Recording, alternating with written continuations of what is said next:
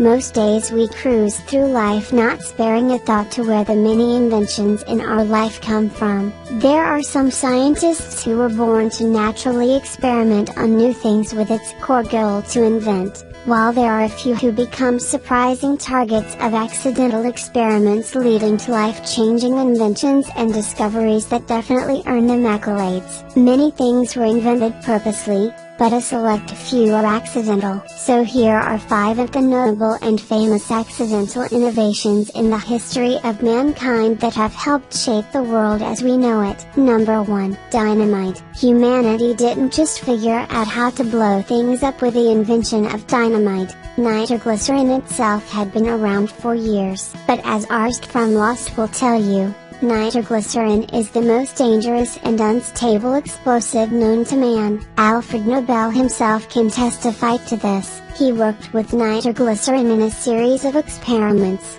which tragically ended in a fatality that claimed the lives of him, his younger brother and a few others. Knowing how unstable it could be, Nobel continually tested methods for the safe transportation of nitroglycerin. Whilst transporting some of the deadly explosive, a can fell from a crate, spilling its contents all over the nitroglycerin. Nobel noticed that the can's contents, a sedimentary type of clay called kieselguhr, absorbed the nitroglycerin perfectly. Inspired by this simple coincidence, Nobel ingeniously developed a formula where the explosive could be mixed with the clay without hindering its explosive power. He patented his discovery, naming it dynamite, and revolutionized both the world of construction and the world of warfare. Number 2. Tea bags. The tea bag was the accidental invention of American tea merchant Thomas Sullivan. In 1908,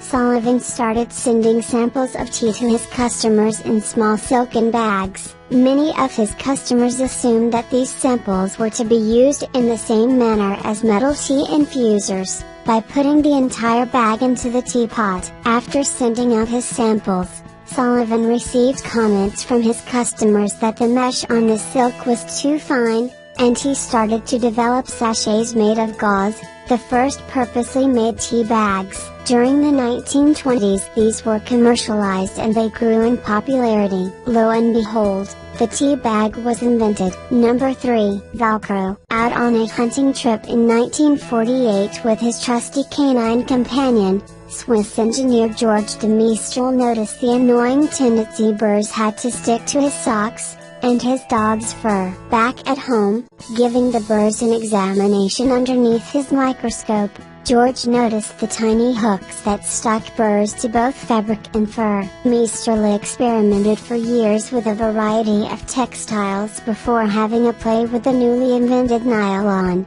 and Velcro was born. However, it wasn't until roughly 2 decades later that Velcro's popularity boomed after NASA took a particular liking to the stick and drip stuff. Number 4. Insulin. Although the discovery of insulin was not directly an accident, the discovery that allowed researchers to later on find insulin was an accident. In 1889, 2 doctors at the University of Strasbourg were trying to understand how digestion was affected by the pancreas. In order to do this, they removed a healthy dog's pancreas. A few days later they noticed that flies were swarming around the dog's urine. They decided to test the urine and found sugar in it. This led them to the realization that by removing the pancreas they had given the dog diabetes. The 2 doctors never realized that what the pancreas produced regulated blood sugar. It wasn't until a series of experiments at the University of Toronto between 1920 and 1922 that researchers were able to isolate a pancreatic secretion that they called insulin,